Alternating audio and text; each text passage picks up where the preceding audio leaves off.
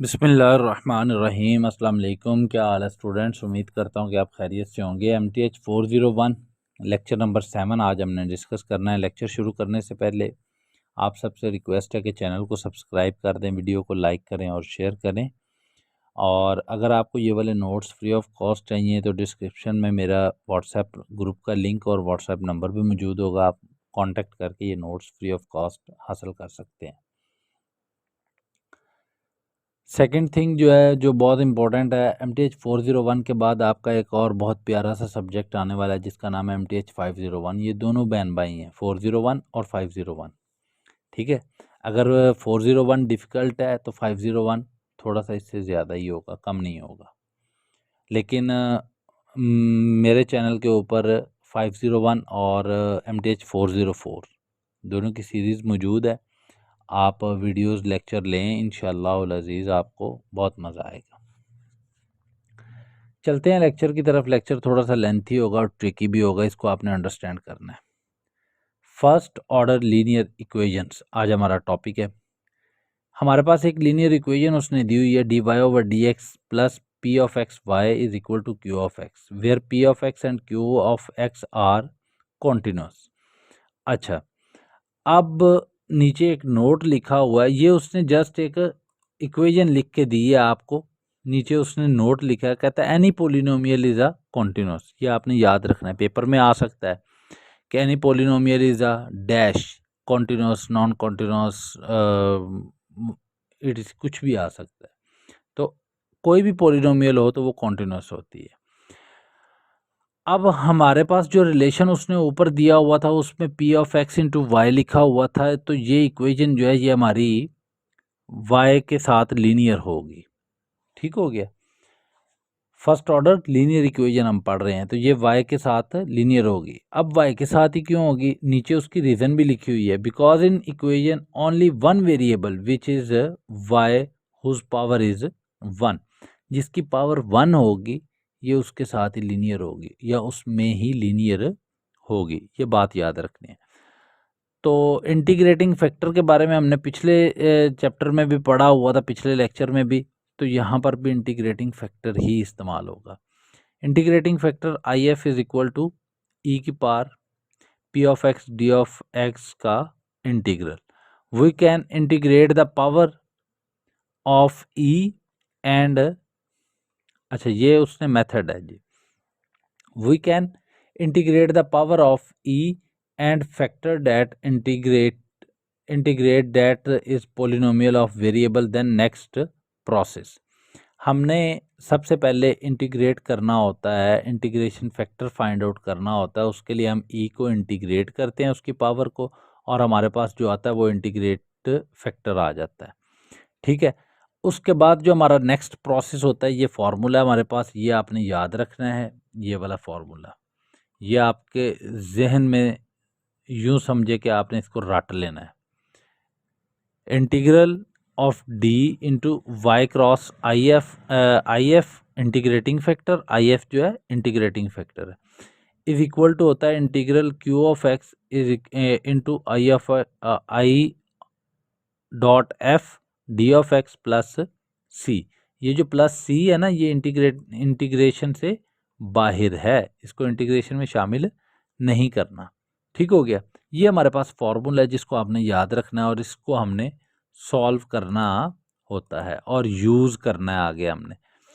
As the other form, ये दूसरी form है हमारे पास, वो कहता है d of x over d of y. अच्छा, अब वहाँ पर हमारे पास था, ऊपर जो हमारे पास इक्वेशन दी गई थी उसमें था डी ऑफ वाई, क्या था, d of y over d of x. ठीक है ना, तो हम किसके लीनियर कह रहे थे, लीनियर इन वाई बोल रहे थे। अब हमारे पास उलट हो गया, अब हमारे पास कुछ ये सिनेरियो बन गया, डी ऑफ एक्स ऊपर चला गया और डी ऑफ वाई नीचे आ गया, तो इस केस में लीनियर किसके होगा, एक्स के लीनियर होगा। ठीक हो गया, और अगर आपके पास ये वाला केस आता है तो इंटीग्रेशन फैक्टर जो है ना वो फाइंड आउट करने का फॉर्मूला जो होगा वो आपके पास होगा ई की power P of y d of y. Last integration factor find out करने के लिए हमने क्या निकाला था, p of x into d of x, यहाँ पर p of y into d of y है, ये आपने याद रखने हैं। और उसके बाद जो नेक्स्ट प्रोसेस होगा वो होगा जी, अच्छा यहाँ पर ये देखें, जब आप लीनियर इन वाई होंगे तो आपके पास फॉर्मूले में वाई इस्तेमाल होगा, ठीक है, ये बात भी याद रखनी है। और अगर आप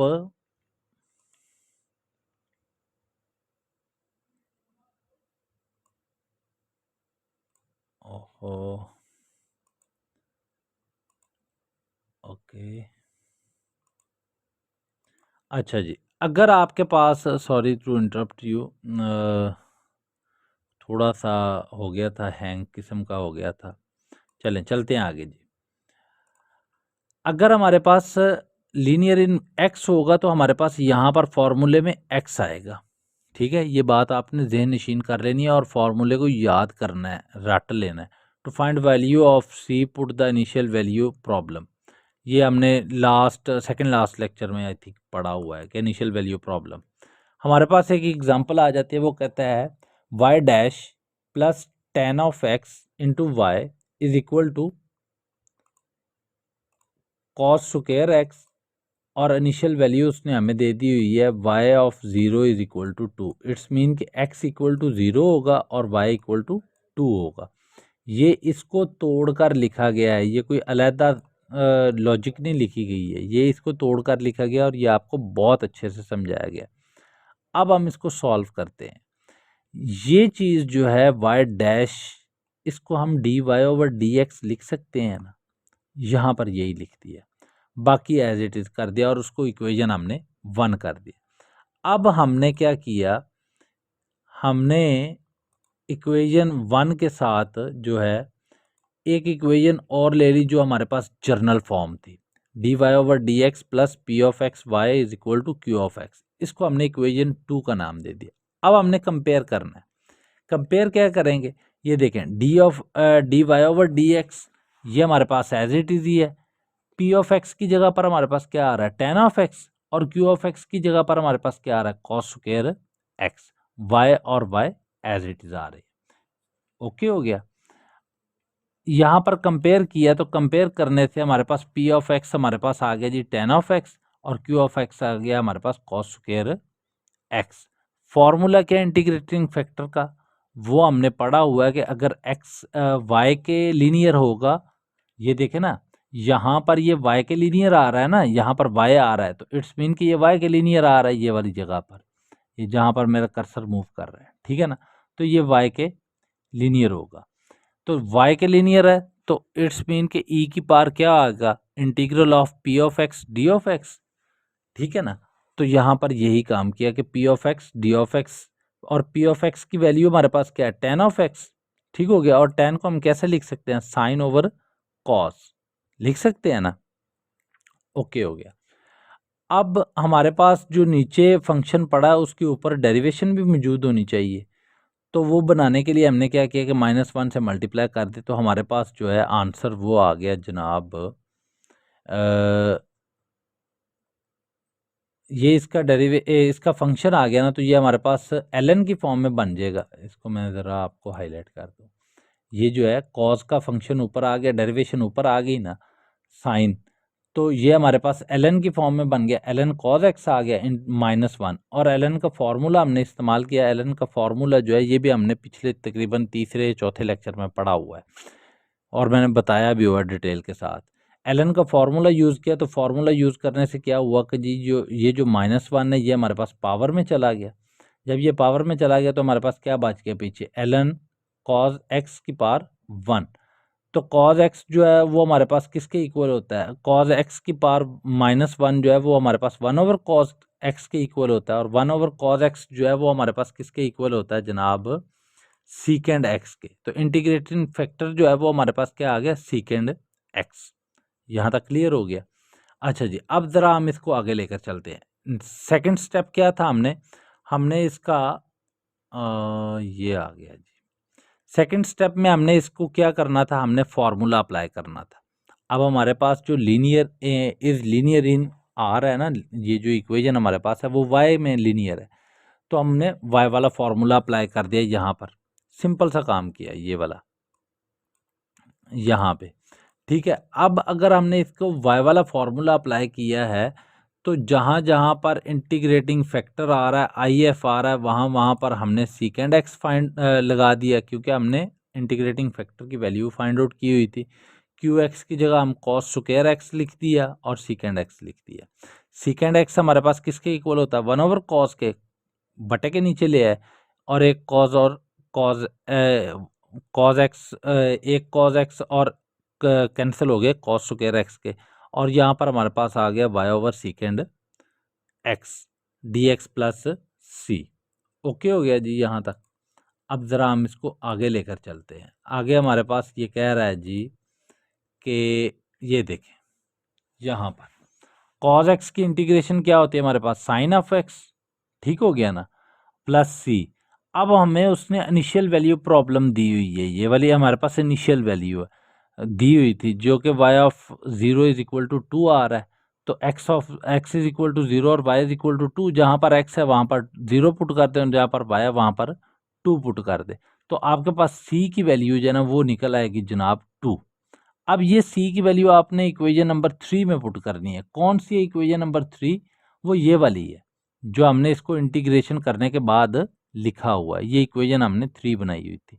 इसमें c की वैल्यू पुट कर देनी है, और सिंपल सा काम क्या करना है कि आपने y को एक साइड पे रख लेना है और बाकी सारी वैल्यू को दूसरी साइड पे ले जाना है, तो आपके पास ये वाला आंसर निकल आएगा, ठीक है। अब ज़रा आगे चलते हैं। आगे एक और एग्जांपल है dy/dt minus 2t/1 + t² into y equal to 2/t + 1 + t²। Initial value भी उसने दी हुई है y/0 = 0, इट्स मीन कि x भी 0 y भी 0, ठीक हो गया।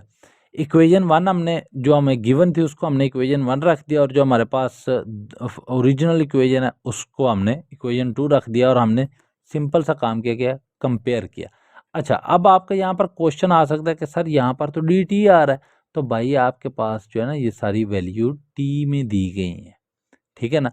तो यहाँ पर पी ऑफ एक्स नहीं लिख देना, यहाँ पर पी ऑफ टी लिखना है, ठीक है। कंपेयर किया, पी ऑफ टी की वैल्यू आपके पास क्या आ गई, -2t/1 + t², और क्यू ऑफ टी की वैल्यू क्या आ गई, 2/1 + t²। अब ये इक्वेशन हमारी किस में लीनियर है, y में लीनियर है, ठीक है ना। ये जो इसमें वेरिएबल है इसकी पावर 1 है ना y की, तो ये y में लीनियर है। तो फिर हम कौन सा फॉर्मूला इस्तेमाल करेंगे, हम y वाला फॉर्मूला इस्तेमाल करेंगे, और y वाला फॉर्मूला क्या है, p of t into d of T.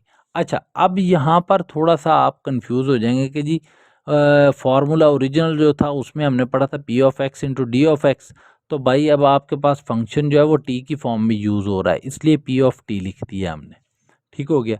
इसकी सिंपल सा काम क्या किया कि हमने इसकी सिंप्लीफिकेशन कर दी। सिंप्लीफिकेशन की तो आपके पास जो है ना इंटीग्रेशन फैक्टर जो है वो आपके पास निकल आया जनाब 1/1 + t²। ये आप इसको देख लीजिएगा, यहाँ पर यही हुआ है कि जी ये माइनस को हमने बाहर ले आए, ठीक है ना, इस माइनस को हम इस स्टेप में बाहर ले आए, तो 1 की इंटीग्रेशन t होती है और ये 2t आएगा, ऊपर हमारे पास इसकी इंटीग्रेशन मौजूद है। इट्स मीन कि हम इसको लॉग की फॉर्म में लिख सकते हैं, लॉग की फॉर्म में लिखा, और माइनस जो है ये पावर की फॉर्म में चला गया, 1/की -1 की फॉर्म में चला गया पावर, ठीक है, और उस पावर को हमने नीचे लिख दिया, तो हमारे पास पॉजिटिव वैल्यू निकल आई। अब इस इंटीग्रेशन फैक्टर को हमने जो फॉर्मूला है उसमें पुट करना है। अब फॉर्मूले में ये देखें ज़रा, ये डी डेरिवेशन का लिखा हुआ है और ये इंटीग्रेशन का साइन है, तो डेरिवेशन और इंटीग्रेशन आपस में कैंसिल आउट हो जाएंगे। बाकी हमने सिंपल सा क्या काम किया कि हमने वैल्यू पुट कर दी, ठीक हो गया। अब हमने वैल्यू पुट की तो ये भी 1 + t² है, ये भी 1 + t² है, इट्स मीन के 1 + t² का होल स्क्वायर आ जाएगा, ऐसा ही होगा ना हमारे पास, ठीक हो गया जी। 2 को हमने कांस्टेंट था बाहर लिख लिया। अब ज़रा हमने इसको समझना है कि यहाँ पर हमने किया क्या है। हमने ये किया कि हमने इस वाले का ये जो नीचे हमारे पास फैक्टर आ रहा है ना 1 + t² का स्क्वायर होल स्क्वायर, इसका हमने ऊपर डेरिवेशन बनाने के लिए क्या किया, हमने 1 प्लस टी स्क्वेयर किया और माइनस भी टी स्क्वेयर कर दिया है। ठीक है, वैसे इतने लेंथी क्वेश्चन पेपर में आते नहीं है। ठीक है, टी स्क्वेयर प्लस भी कर दिया और माइनस भी कर दिया। अब हमने क्या किया कि हमने 1 प्लस टी स्क्वेयर वाली टर्म एक को अलहदा कर दिया और इसको अलहदा कर दिया। ठीक है, और इन दोनों को अलग अलग इंटीग्रेट कर दिया। ओके हो गया जी, यहाँ तक उम्मीद है कि आपको समझ आ रही होगी। अच्छा जी, अब हमारे पास ये वाला स्टेप आ गया, 1 प्लस टी स्क्वेयर और नीचे भी हमारे पास 1 प्लस टी स्क्वेयर का होल स्क्वेयर है, तो ये आपस में कैंसिल आउट हो गए, तो पीछे हमारे पास क्या बच गया, 1 प्लस टी का square minus T square into 1 plus T square का होल स्क्वेयर। इसको एज इट इज ही हमने रहने दिया और इसको हमने इक्वेशन 3 का नाम दे दिया। ठीक हो गया यहाँ तक। ओके जी, आगे चलते हैं। आगे हमारे पास जो है ना वो कुछ ऐसा बन रहा है कि हम इसको लिख सकते हैं ना 1 का स्क्वायर प्लस टी का स्क्वायर, इस चीज़ को, कि 1 का स्क्वायर इक्वल टू 1 ही होता है और टी का स्क्वायर जो है वो हमारे पास ऑलरेडी है, यहाँ पे टी का स्क्वायर लिखा हुआ है तो हमने उसको इस फॉर्म में लिख दिया, minus T square over 1 plus T square का होल स्क्वायर। ठीक है, अब ज़रा आपने इसको रिजॉल्व करना है, इस वाले फंक्शन को, ये जो नीचे लिखा हुआ है 1 प्लस टी स्क्वायर होल का स्क्वायर, इसको आप ऊपर ले जाएंगे तो ये होल का स्क्वायर जो ये माइनस में चला जाएगा। ठीक है ना, यहाँ पर यही काम हुआ है। ठीक है, 1 plus sorry T square over 1 plus T square का होल स्क्वायर, उसको हमने इस फॉर्म में लिख दिया और इसको हमने इंटीग्रेट बाय पार्ट्स करना है। अब इंटीग्रेशन बाय पार्ट्स जो है वो आपको आइडिया होना चाहिए कि बाय पार्ट्स करने के लिए हम क्या करते हैं कि जी first as it is second का डेरिवेटिव। ठीक है, और उसकी मतलब ये डेरिवेशन इसकी ली ना, तो ये हमारे पास -2 है, इसमें +1 ऐड किया तो नीचे भी हमने वही वैल्यू, सॉरी डेरिवेशन कह दिया, फर्स्ट एज इज सेकंड की इंटीग्रेशन ये किया हमने, माइनस इंटीग्रेशन ऑफ ये 2t है ना, तो हमने क्या किया, फर्स्ट का डेरिवेशन लिख दिया, ये t का डेरिवेशन लिख दिया और सेकंड एज इट इज़ हमने जो हमारे पास थी वो ये वाला फंक्शन जो है, ये वाला, इसको हमने उठाकर ये वाले को हमने यहाँ पर लिख दिया है। ठीक हो गया, अब हमने इसको सिंप्लीफाई करना है। सिंप्लीफाई करेंगे, सिंपल सा काम है, सिंप्लीफिकेशन आप खुद देखिएगा, तो हमारे पास कुछ ये वाली इक्वेशन आ जाएगी।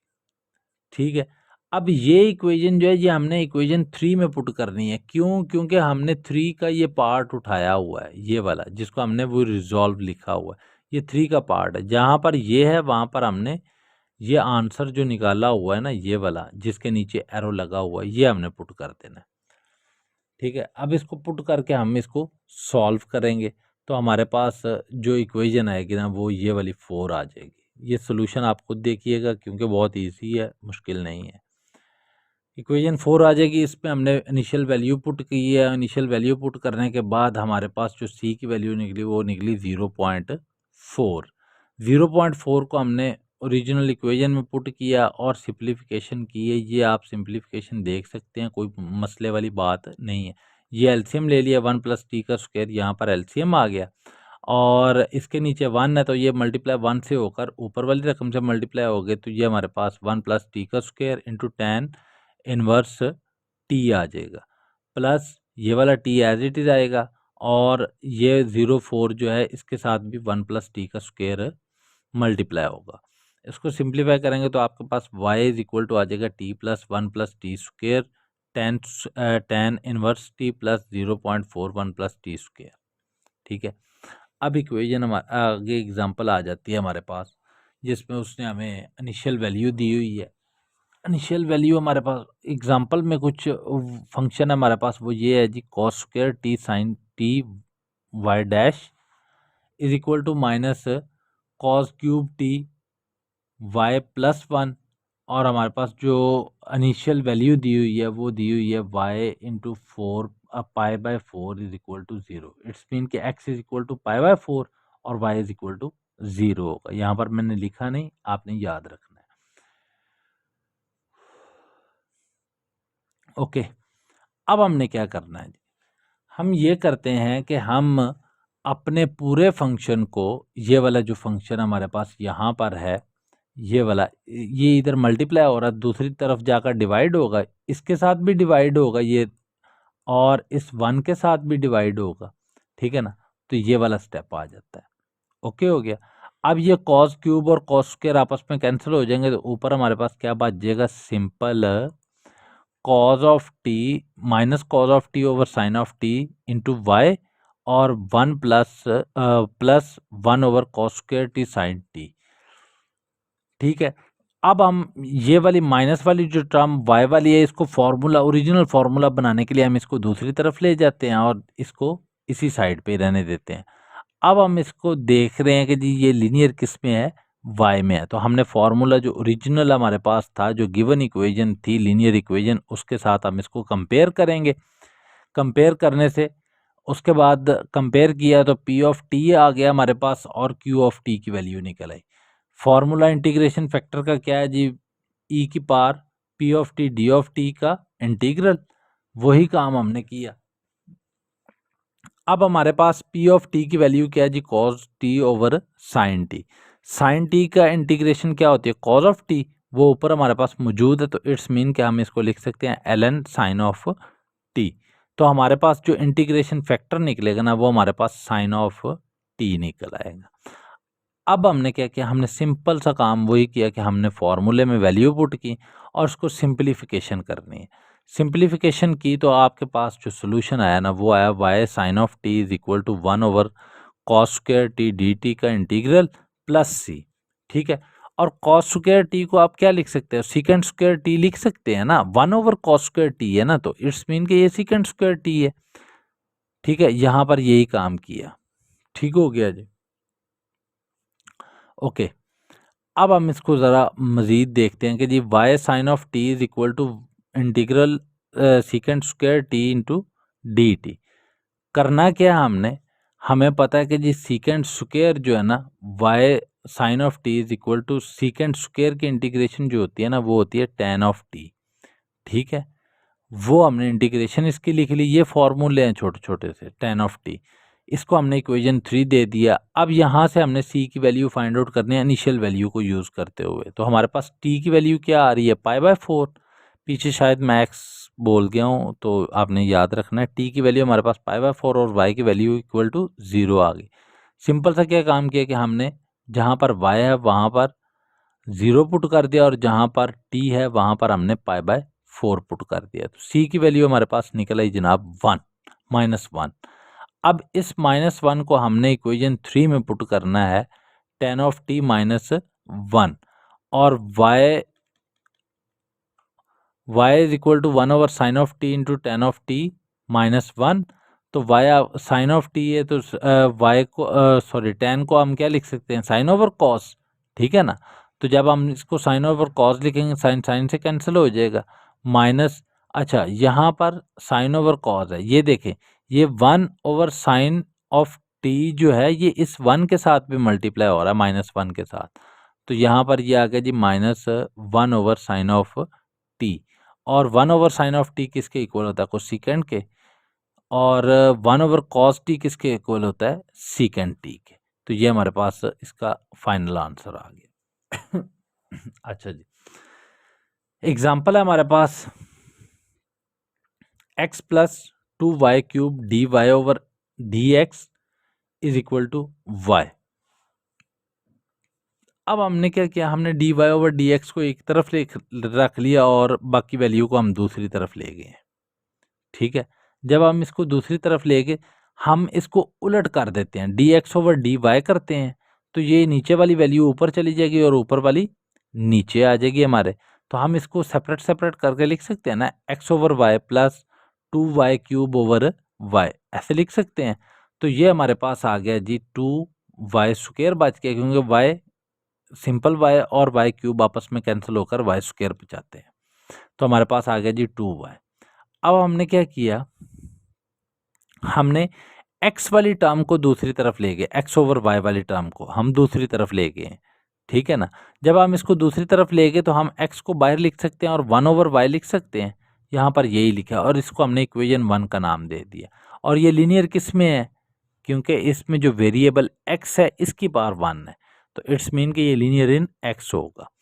हमने फार्मूला जो हमारे पास ओरिजिनल इक्वेशन थी वो हमने लिखी, लिखने के बाद उसको कंपेयर किया, कंपेयर करने के बाद हमने फार्मूला लगाया, यहाँ पर ये फार्मूला लगा हुआ है, ठीक है।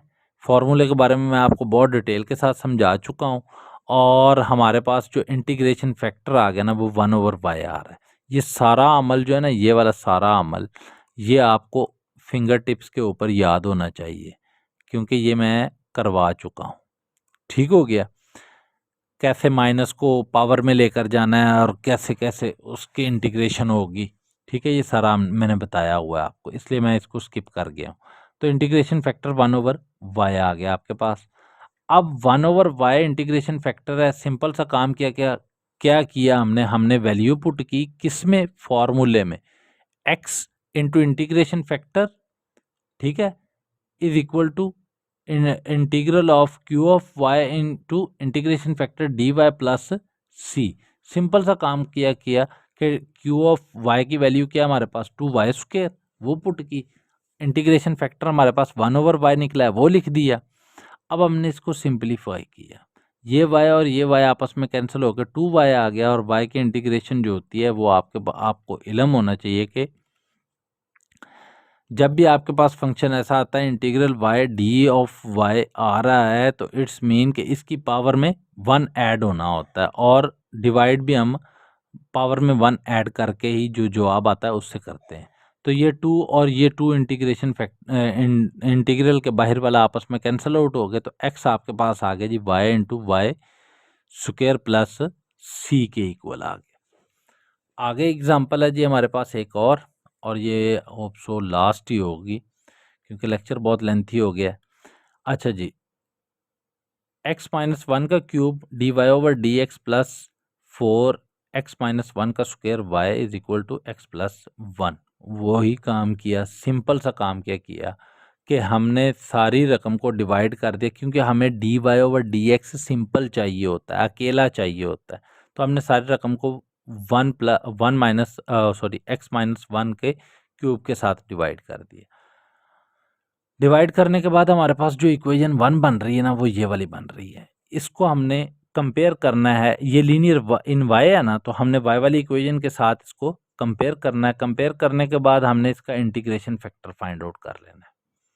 सिंपल सा काम आपको बताया हुआ, इंटीग्रेशन फैक्टर जो है वो हमारे पास ये वाला निकल आएगा। इंटीग्रेशन फैक्टर हमारे पास निकला जी x-1 की पावर 4। अब इस इंटीग्रेशन फैक्टर को हमने जनरल फार्मूले में पुट किया, और जनरल फार्मूले में पुट करके हमने इसको सिंप्लीफाई किया। क्यू ऑफ एक्स की वैल्यू जो है वो 1 plus x x+1 over 1 minus x का स्क्वायर आ रहा है, और इंटीग्रेशन फैक्टर क्या है हमारे पास 1 माइनस एक्स की पावर 4।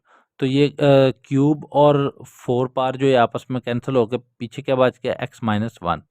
अब आपके पास x+1 और x-1 आ गया इंटीग्रेशन फैक्टर में। सिंपल सी बात है, हमारे पास फॉर्मूला होता है कि जब ये a plus b into a minus b जो है वो हमारे पास इक्वल होता है a² माइनस बी स्क्वायर के। वही काम यहाँ पर भी किया, फॉर्मूला लगाया और इनको सेपरेट सेपरेट कर लिया। सेपरेट सेपरेट करने के बाद इनकी इंटीग्रेशन की, तो हमारे पास कुछ वैल्यू ये वाली आ गई है, जो कि हमारा आंसर है। ये जो बॉक्स में लिखा हुआ है ये आप खुद देखिएगा, इजी है, कोई मुश्किल काम नहीं है। ये था जी आज का आपका लेक्चर। होप सो आपको समझ आई होगी। अगर कोई इशू हो तो आप मुझे व्हाट्सएप कर सकते हैं। इंशाल्लाह बहुत जल्द मिलेंगे नेक्स्ट लेक्चर के साथ। तब तक के लिए अल्लाह हाफिज़।